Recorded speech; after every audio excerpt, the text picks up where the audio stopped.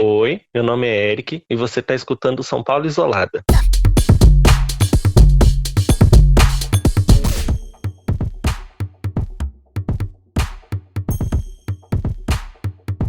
Eu tenho 28 anos, sou designer gráfico, tenho 1,78 e parei de me pesar depois que falaram que eu estava muito gordinho e depois que eu estava muito magrinho. Então, a única coisa que eu presto atenção é no tamanho da minha barba, que eu sei que desde que começou a pandemia tá todo mundo muito barbudo. Então, é isso. O começo da pandemia não foi nada fácil para mim, porque a gente já estava em uma outra situação muito delicada. Nós estávamos em casa cuidando do meu avô com câncer. Já era delicado cuidar de uma pessoa idosa, com câncer, que tinha acabado de fazer N cirurgias.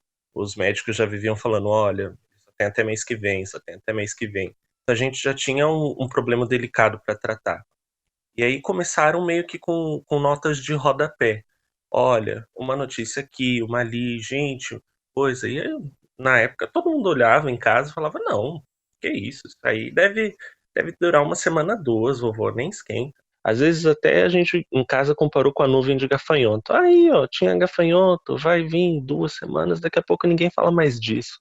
A gente não achou que fosse tomar a proporção que fosse tomar, que a gente tinha visto alguns posts falando que as máscaras só serviam para assustar as outras pessoas. Então a gente estava muito desinformado sobre o que realmente estava acontecendo e o que estaria por vir.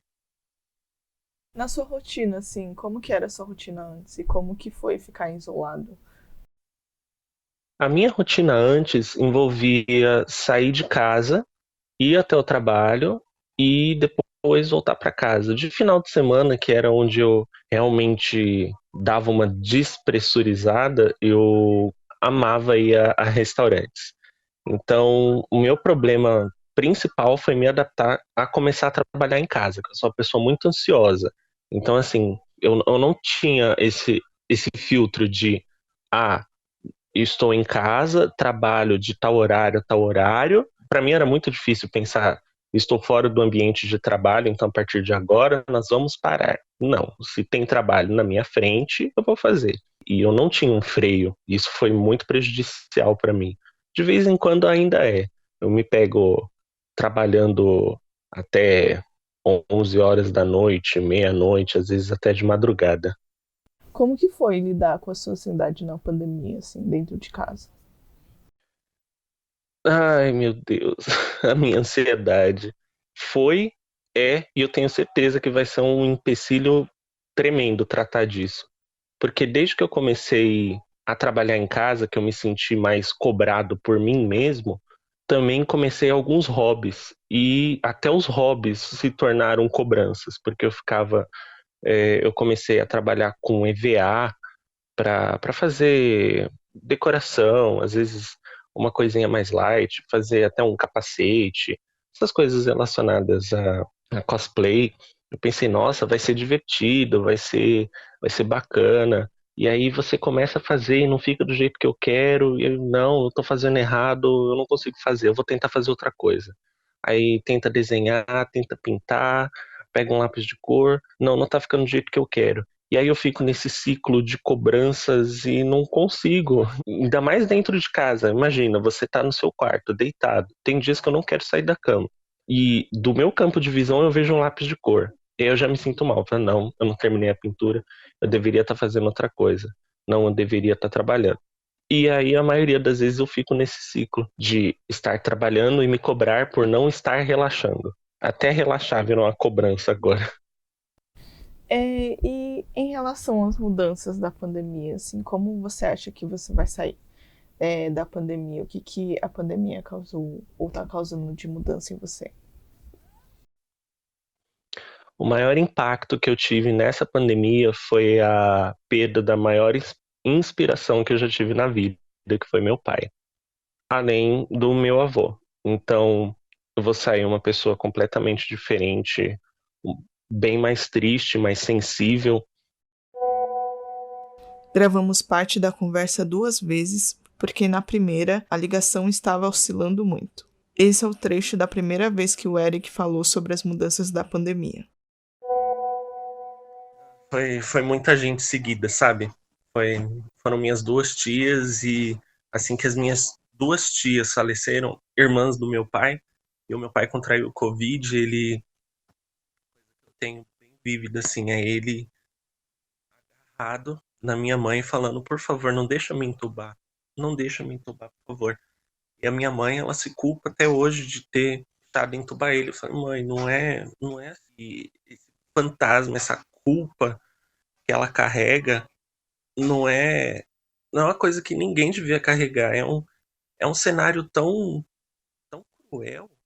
Da minha mãe é um fantasma que ela é uma culpa que vai assolar ela pro resto da vida. Assim que o meu pai, o médico me deu a notícia do meu pai, eu sou muito empático, sabe? Eu procuro muito. Tava me sentindo mal pelo médico. Como que você tá aguentando? E o médico não tava. Visivelmente não tava. Eu lembro de poucas coisas. Eu lembro que era um médico enorme. O bicho parecia o tamanho de uma porta. Devia ter uns 3 metros de altura. Eu lembro dele colocando a mão no meu ombro, quase a mão pegando da metade do braço até o ombro. E ele também tá destruído. Nem sei se a gente vai conseguir falar direito, sabe? E E se a gente conseguir sair disso, se reestruturar, já vai ser o suficiente para a gente continuar de pé. Eu sei que existe muito descaso, especialmente político, que tratam pessoas com relação a números, só de pensar, meu pai podia estar aqui, meu avô, talvez, minhas duas tias. O que me dói é pensar que são pessoas que passam por uma situação que não teria necessidade de passar. Sobre como eu vou sair, meio maluco mesmo. Acho que todo mundo vai sair faltando algum pedaço, sabe? A gente vai olhar e falar, tá faltando alguma coisa e não vai ser o novo normal.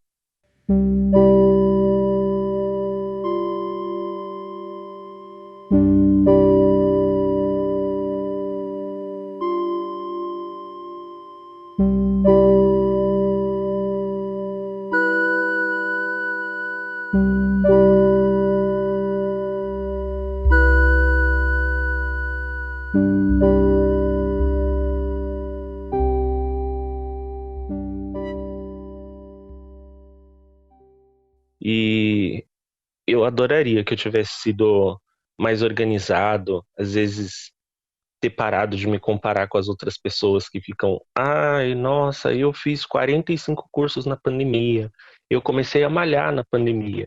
Eu sempre acabo me comparando com as outras pessoas, achando que a minha produtividade é mais baixa. Então, eu vou sair um caco, mas vou sair. Espero só que eu consiga me reorganizar lá na frente, olhar para trás e falar, não, eu tenho certeza que só de ter chegado até aqui eu já fiz muito, porque tem gente que tá passando, comendo o pão que o diabo amassou nessa pandemia. Bom, também acho que só de sobreviver, a gente tá sendo brasileiro, todo dia é uma prova pra gente aqui. Acho que só da gente estar de pé hoje, todos nós já somos muito fortes. De novo, eu sinto muito pelas suas perdas. Você tá sendo uma pessoa muito forte, assim. Ah, Isabela. Não, não, desculpa. Que isso, que É, isso? mas tem gente que não passou por isso, e aí esse impacto realmente não vai ser tão grande, né? Porque não chegou tão perto assim. Você estava comentando sobre a sua mãe, lidando Uhum. com essa perda, sabe? Como que foi para ela, como que tá sendo agora também, depois desse período, Uhum. e aí a vacina tá chegando finalmente, como que tá sendo lidar com isso agora? É muito estranho falar sobre esse período porque meu pai faleceu em março. Ele teve, desde o processo de internação até o óbito, foi uma semana. Foi uma coisa muito rápida. Então as pessoas até falam, ah, mas ele não sofreu. Então, assim, eu acompanhei duas mortes muito próximo. Eu acompanhei a do meu avô, que ele teve mais de um ano para se despedir da gente. Ele queria milho, queria ver galinha, queria plantar mandioca. A gente mimou o nosso veinho até onde deu. Com relação ao meu pai, ele, ele foi para um hospital, saiu e a gente não viu mais. Não teve isso da gente se despedir, não teve. Eu queria muito assistir um filme antes de eu ir, eu queria comer um pastel, e isso foi tirado da gente. Isso é muito desumano. Eu sei que tem pessoas com situações muito piores, mas isso é uma cicatriz que muitas pessoas vão carregar, e a gente sabe que podia ter sido diferente. E por mais que tenha sido em março, é um pesadelo diário. Eu queria muito falar, nossa, mas a gente já tá melhor. Eu não tô. Eu lembro que no dia que eu recebi a notícia, eu tava no quarto, eu não consegui dormir no dia. O meu quarto fica uns 5 cômodos de distância da sala, que era onde minha mãe estava dormindo. Eu ouvi o celular dela tocar de longe, e depois do meu irmão, no quarto dele, e depois o meu celular tocou, pedindo pra gente ir lá pro hospital. E e eu não tenho mais coragem de deixar meu celular tocar. É um pesadelo que a gente vive diariamente. Então, é uma cicatriz que a gente carrega, e o que me deixa menos preocupado, menos receoso é que a minha mãe já tomou a vacina. Mas a gente sabe que podia ter sido muito diferente. Como que você imagina esse pós-pandemia no Brasil, assim? Com relação à volta, eu imagino que ela vai acontecer, mas óbvio, vão ter N empecilhos, né? O negacionismo é uma arma perigosíssima na mão das pessoas erradas. Não só o negacionismo, como a influência dada a quem não deveria ser influente. É o que é uma frase que eu li na internet que ela sempre me dá um boom na cabeça quando eu leio.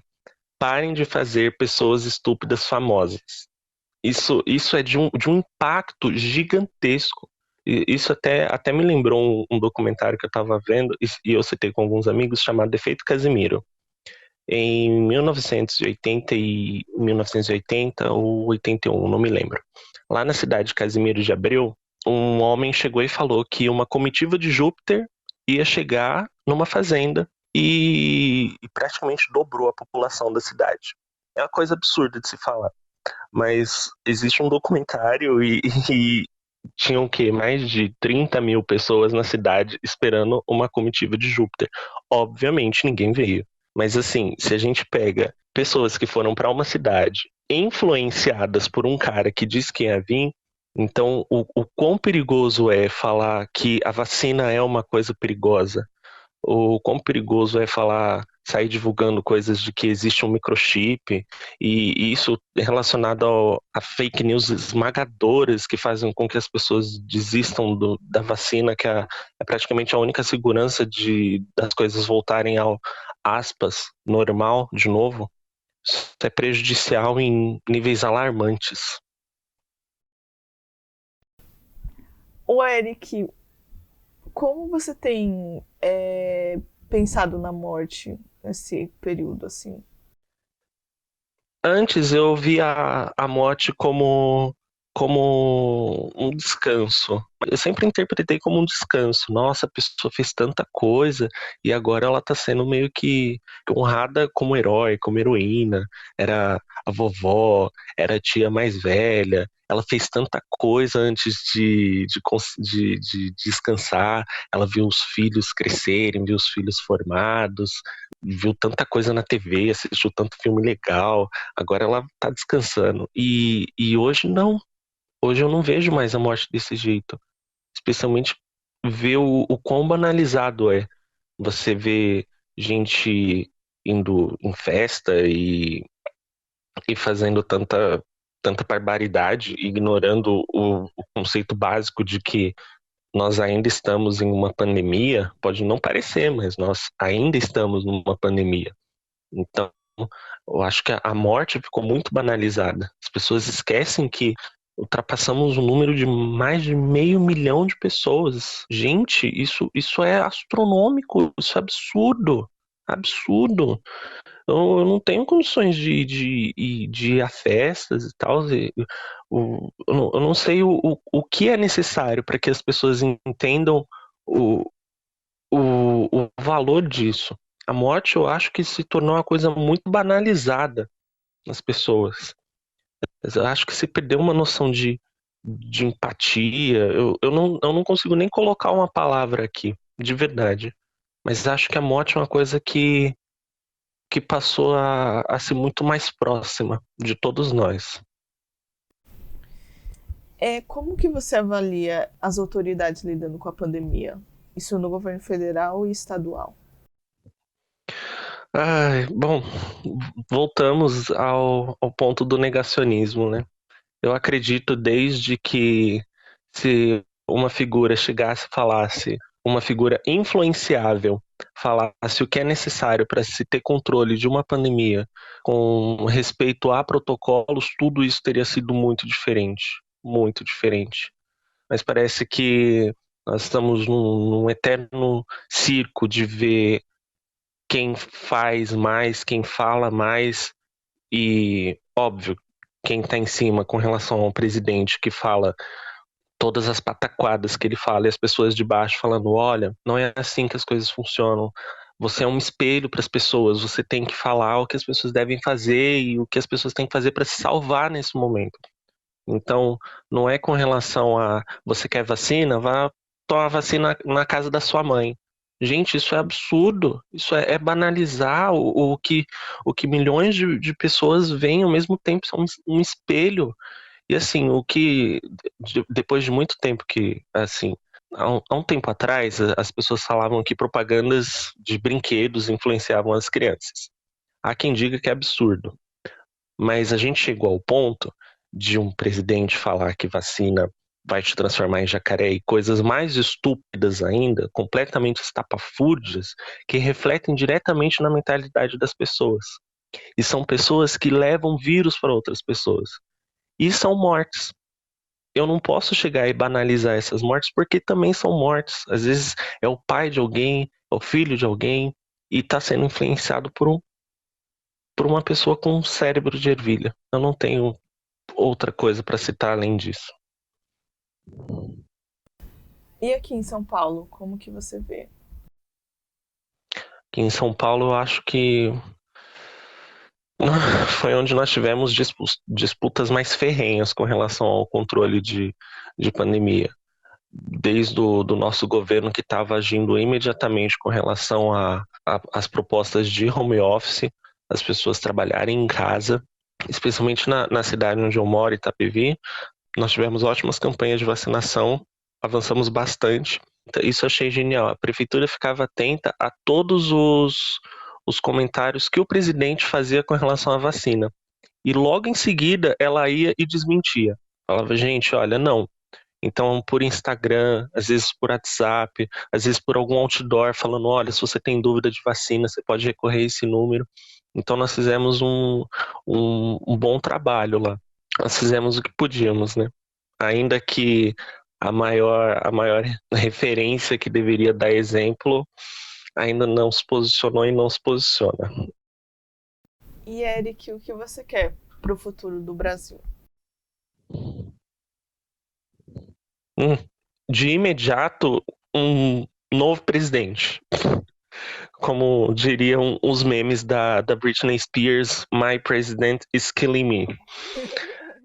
Gostaria muito de alguém que tivesse uma gestão de pensar no coletivo, que tivesse empatia, que se colocasse no lugar do brasileiro ao invés de benefício próprio ou da própria família, que enxergasse essa minha dor e a de outros milhões de brasileiros, de que colocasse as outras pessoas em primeiro lugar. Acho que não só isso, mas até que as pessoas tivessem mais disso. Você vê, óbvio, né, que quem tá em cima tem que dar exemplo, mas acho que muitas pessoas, até nós mesmo, a gente acabou se esfriando, deixando quem tá, às vezes esquecendo quem tá do lado. Mas eu sei que assim que a coisa aperta, a gente ajuda quem pode. E o que você quer pro seu futuro? Pro meu futuro, eu adoraria ter novas formações, adoraria recuperar aquele gás que eu tinha antes da pandemia de sair, de passear, de abraçar de novo. Eu gostaria muito de superar aqueles receios de abraçar as pessoas de novo. Gostaria de me adaptar a ficar sem máscara de novo. Eu gostaria de esquecer que a gente viveu um período tão trágico na história por incompetência alheia. Mas então o que eu espero só é que eu consiga me adaptar a esse período novo.